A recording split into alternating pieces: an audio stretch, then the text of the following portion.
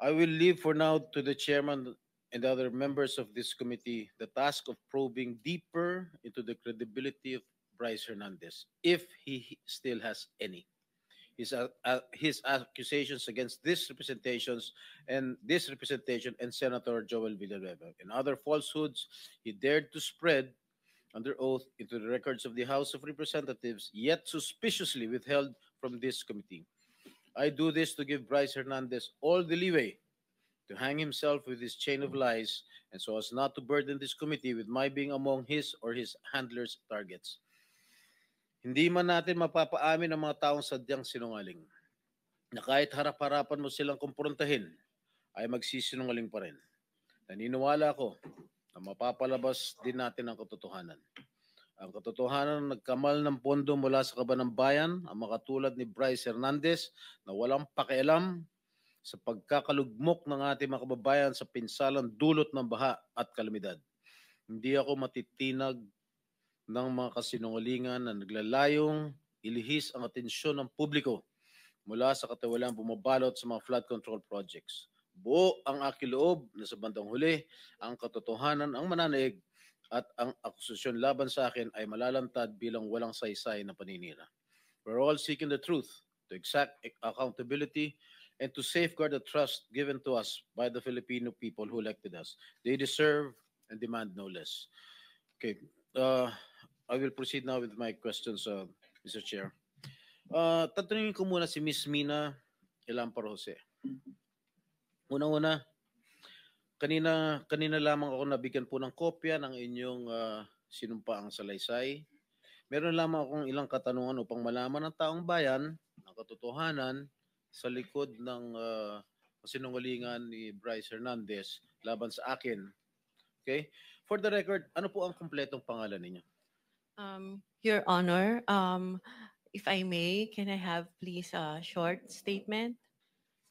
I hope you will not deduct it from my time. Oh, hindi. Basta yung responses hindi kasama. Go ahead, please. Yes, Your Honor. Yes, I am Mina Jose, and I am appearing before this committee in my capacity, in my personal capacity, and as a representative of WJ Construction. I came before this committee with humility and respect to share the truth. First of all, I thank the committee through the leadership of our chairperson, Honorable Senator Panfilo Lacson, for giving me this opportunity to explain my side. Today, I wish to clear not only my name, but also the name of WJ Construction and those personalities who have been unfairly dragged in this controversy. I wish to clearly state first that to the best of my knowledge, Beng Ramos is not and have never been a staff of Senator Jinggoy Estrada or any senator or congressman. I have known her only as a staff of the Blue Ribbon Committee, particularly the Broom. And as far as I know, Beng is a dedicated government employee who has never been involved in any controversy, especially in this anomalous flood control projects that Ade Bryce mentioned in the congressional hearings. And as for myself, I speak from the depth of my heart that I have never engaged in any illegal activity. I have never given nor received any money from any public official or government employee, including this Mr. Bryce Hernandez. Thus, I strongly deny his accusations, the baseless and malicious accusations he threw against me and WJ Construction during the congressional hearing. WJ Construction, which my partner and I have devoted decades of honest work to build, has always stood on the strength of its good reputation. We have completed numerous private and government projects, no ghost projects, no substandards. Our clients can attest to the quality of the work and the integrity with which we conduct ourselves. Everything I know and all that I can share in this hearing, to the best of my knowledge, have been fully narrated in the affidavit that I have submitted to the committee. I am here today to affirm those truths, to defend my integrity, and to stand firm for the good name of WJ Construction, which represents not only my family's livelihood, but the honest labor of the many people who have worked for us. I'm sorry, Your Honor. I'm so emotional. Thank you so much. Thank you, Ms. Mina. Itong affidavit dated September 17, ito ba yung malaya mong ginawa at walang nagpuwersa o nananakot sa'yo para gawin ito? Wala po, Your Honor. Actually, I made the narrative myself and just asked my lawyer to please prepare it in a legal format. Okay. Kayo ba nangongontrata sa DPWH? Yes, Your Honor. Alright. Ang WJ Construction ay negosyo nyo. Tama po ba? Yes po. Kailan kayo nagsimula magnegosyo? Okay, Pumasok sa construction business. WJ Construction started po as sole proprietor when my husband was still single in 1998. And tuloy-tuloy lang po yung kanyang paggawa ng projects in both private and government projects. And in 2021 po, it transitioned into a one-person corporation. So, ano yung mga kontratang nakukuha nyo sa DPWH? Meron bang mga flood control projects? Meron po kami huling last ginawa na flood control in 2023 po. 2023? Yes po. Ano po lugar? Sa Manila po. Sa Manila lang? Yes po. Okay. Ilan yung mga flood control projects ninyo? So far yun pa lang po. Isa lang? Yes po. Magkano halaga? 24 million po, Your Alright. Honor. Okay. Sabi po ni Senate President Pro Temp Senator Ping Lacson in one of his interviews mentioned that you were in the Senate premises on August 19. Tama po ba? I was there, Your Honor. You were Yes, here? Your Honor. Yes po, Your Ano po Honor. ginagawa niyo rito? I was invited to do an ocular of the supposed project po na dapat gagawin ko po sa office ng isa pong senator. Sino po? Uh, Pwede ba malaman kung Your Honor, if I may, it was already stated in the affidavit po that I have submitted. And with due respect, sana po not to name na lang po No, the no. good senator because he's not really involved naman po in Yes, I any know. of this. I know that Senator. I vouch for his credibility and Opo. integrity also. So, yung bang unang pagkakataon mo na pumunta kay rito sa Senado? Nagpupunta na po ako dito in the past, Your Honor. In the past. Opo. Anong ginagawa niyo in the past dito? Matagal na po yun, nung senator pa po yung ninong ko, si Joker Arroyo. Kasi po, bumibisita po ako sa kanya and yung mga kaibigan ko po sa Broome. So, sino-sino mga pinupunta? Senator niyo? Jinggoy, in fairness to all the senators, not only those present here, I would suggest that Ms. Jose or Mrs. Jose should identify kung kaninong office siya nagpunta. Okay. Senator Erwin Tulfo po. Ano po naging sadya yun sa office niya?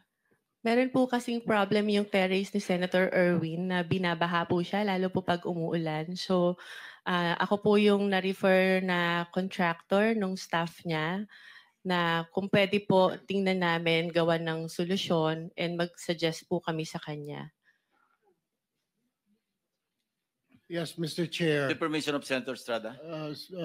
With the permission of His Senator. name has been mentioned. I think we owe it to him. No? Mr. Chair, the only time that I learned of the Double J construction was through a staff of mine na recommended me this group to fix my veranda on the 5th floor, Mr. Chair. But when upon learning her name was mentioned by Engineer Bryce, we immediately requested to cancel all contracts with WJ, where I specifically ordered to terminate our office refurbishment project with WJ. And also, that was on September 9, Mr. Chair. And then on September 11, I issued another memo asking for an incident report to all concerned employees, specifically the friend of the Double J Construction, Mina Jose. And on September 18th, I passed an internal policy for gate pass and visitors pass requests na wala po muna kami tatanggapin ng mga bisita because of that. Mr. Chair, this representation is willing to submit all the documents. The memo stated dated September 9 memo September 11, memo on September 18, and of course the drawing submitted by Ms. Mina Jose for the refurbishment of my veranda on the 5th floor. Also, some contracts we're willing to submit for in this committee, Mr. Chair. Thank you. Mrs. Jose, meron pong sinabit sa aming opisina yung Director General, CCTV footage. So gusto ko lang malaman din para sa kaalaman ng lahat. Bukod sa opisina ni Senator Erwin Tulfo, saan po pa kayo nagpunta? Meron pa po akong pinuntahang office. At sabi ko nga po, may mga kaibigan po ako sa Broome na tinext ko na papunta ako ng Senate and I want to see them. Can we flash on the screen yung footage, yung CCTV? Linawin mo yung broom. Ano yung broom? It's the Blue Ribbon Oversight Yes, Office hindi alam- Management, hindi alam Your ng Honor. public. Masusundan na lang natin ito, no? Ano sa 3rd floor na ba ito? Doon muna sa ground floor. August 19. Yeah. August 19, correct. Mhm. Sige po, habang tinitingnan nyo, kayo na yung magkwento kung ano yung flow ng events nung kayo dumalaw dito. Anong Okay, oras? so from saan the kayo lobby po, nagsabi po ako na I have a permit to enter the Senate, and then tinanong po yung pangalan ko, hinanap po nila sa computer, and then nung na-confirm po nila, sabi nila, umakyat ka na sa 2nd floor, doon ka mag-register. So pag akyat po, nakikita nyo po, meron pong separate na bag and body scanner where yung mga guests po dapat mag-pass through muna doon. After po noon, pupunta po sa logbook area, ilalag nyo po yung pangalan nyo, yung phone number nyo, taga saan kayo, and kung saang office kayo pupunta. And hitingnan po kami ng ID to verify kung kami po talaga yung nasa list. And that's what I did, Your Honors. Ito po, sa yan na yung pumunta kayo sa Broome, di ba? Yes Sige, po. Sige, tuloy nyo lang po. Yeah, so dahil nga po nakita ko na yung elevator is cramped and dalawa lang po yung para sa mga senators, isa lang po yung sa guests, and natatakot ako na pumasok sa cramped elevator because I don't have my mask, I took the stairs po. And dumaan po ako kay Beng, inuna ko po muna siya dahil sa totoo lang po, nakiusap po ako sa kanyang mag-prepare or mag-print ng sample proposal na i-attempt ko po sanang i-present kay Senator Erwin. So dumaan po ako doon briefly, nagpicture pa nga po kami, and I texted my other friend sa Broome who was at that time in the session hall to tell her na, hey, nandito na ako. So after po noon, umakyat na ako dahil nagagalit na po sa akin yung staff ni Senator, bakit daw po ang tagal ko. Sandali lang daw po si Senator para explain sa akin kung ano yung gusto niyang gawin. So umakyat na po ako sa office ni Senator Erwin Tulfo. Mr. Chair, may I also add that we'll be submitting a screenshot of the text message between my staff and Ms. Mina Jose. Where was she during that time? Dahil doon po sa text message, sinabi niya dumaan pa sa Broome. At meron din po akong letter sa staff ko asking her bakit dumaan sa Broome. Parang ginamit po yung aming opisina na makapasyal siya sa Broome, wala naman po sa agenda. Hindi rin po niya minensyon na may kilala po siya dito sa Senate, dyan sa Broome, sa Blue Ribbon. So, in other words, Mr. Chair, parang nagamit po yung opisina ko para dumaan po siya sa Broome kung ano man yung kanyang business doon, Mr. Chair. My apologies, Your Honor, if that appeared that way. It was just my intention to see my friend, especially when I heard that Beng is suffering from cancer and I haven't seen her in a long time. So I thought it was an opportunity for me to also visit her. Mr. Chair, the question is, you should have told us na may kaibigan ka under investigation. My staff even asked me, Mr. Chair, if you would remember and you lied. Sinabi namin, baka ikaw sabit ka dito sa flood control. Wala po kami, hindi po kami sabit dyan. Ang mga project ko ay 30 million. Do you remember that? You were asked, Ms. Jose. Yes, Your Honor, because I am of honest belief na wala po talaga kami. You were not bakit nababanggit ang pangalan mo dito ngayon? Eh meron ka palang kinalaman dyan sa mga proyekto sa Bulacan na yan. Why didn't you tell us straight up? Had you told us na meron kang sabit sa mga project sa Bulacan, we wouldn't have let you step in the Senate, Ms. Your- Jose. Your Honor, prior to the text message that was shared by Bryce, nagulat po talaga ako dahil wala po kaming pinasukang project. We never joined any bidding. We never Mr. submitted Chair, any documents. hindi nga po Mr. Chair, sinasabi parang lumalabas na isa ka sa conduit, isa ka sa mga sabit na nagdala ng pera, something to that effect.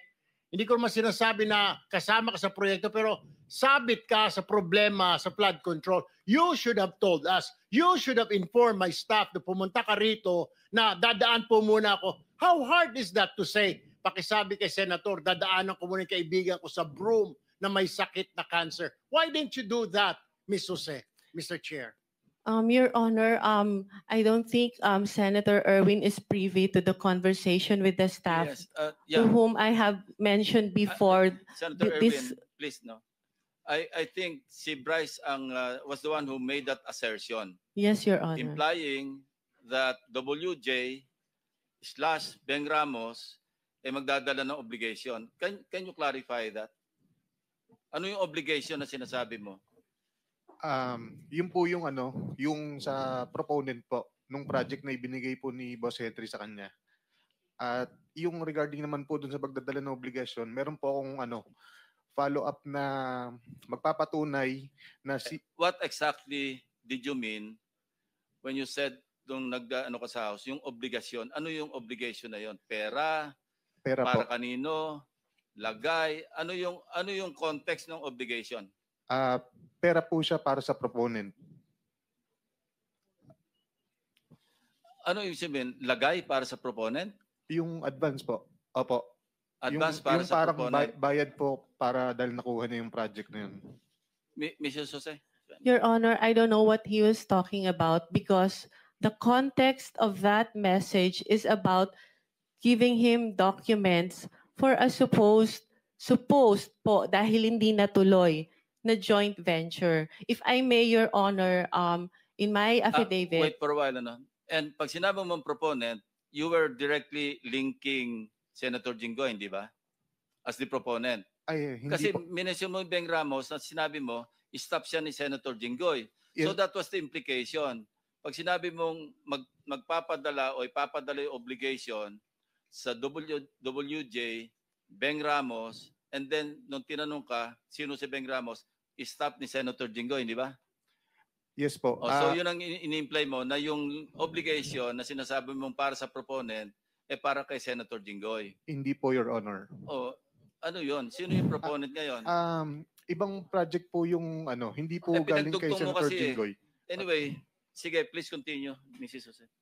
if you remember po dun sa shinare niya na text message, nagpakilala lang po ako na Mina, WJ Construction, Beng Ramos, for him to know na nakuha ko po yung number niya kay Beng Ramos.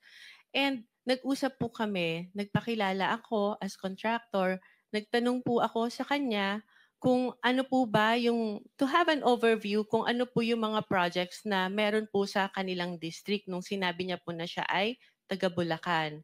So nung sinabi niya po, Ito yung thread ninyong dalawa. Sige, ituloy mo lang. yes po. Nung sinabi niya po na mostly flood control, tinanong ko po kung ano po yung category na required nila. Ang sabi niya po, at least small A. Sabi ko po sa kanya, hindi po pala kami pwede because our flood control category is only small B. So baka hindi na po kami tumuloy. And he suggested po na pwede pa rin naman through a joint venture agreement, which is naman po normal na kalakaran sa construction, sa DPWH, na if you want to participate in a project na hindi ka qualify, you can do a joint venture with a license na qualified po doon. So our agreement was that, but sa kanya po, bibigyan kita, ipapakilala kita doon sa contractor na qualified, but all the expenses, sabi niya, for the processing of the joint license agreement will be for your account. So ako naman po nag-agree, no? And yun po yung conversation namin. Nasabi ko, sige, ipapadeliver ko dyan yung mga document through my staff. And I have to know pa po kung sino yung taong kausap ko.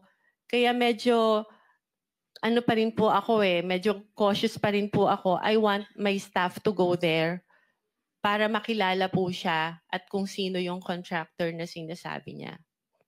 Mr. Chair, may Mr. Chair? I interject? Mr. Chair, Yes, Senator with the Marcoleta. permission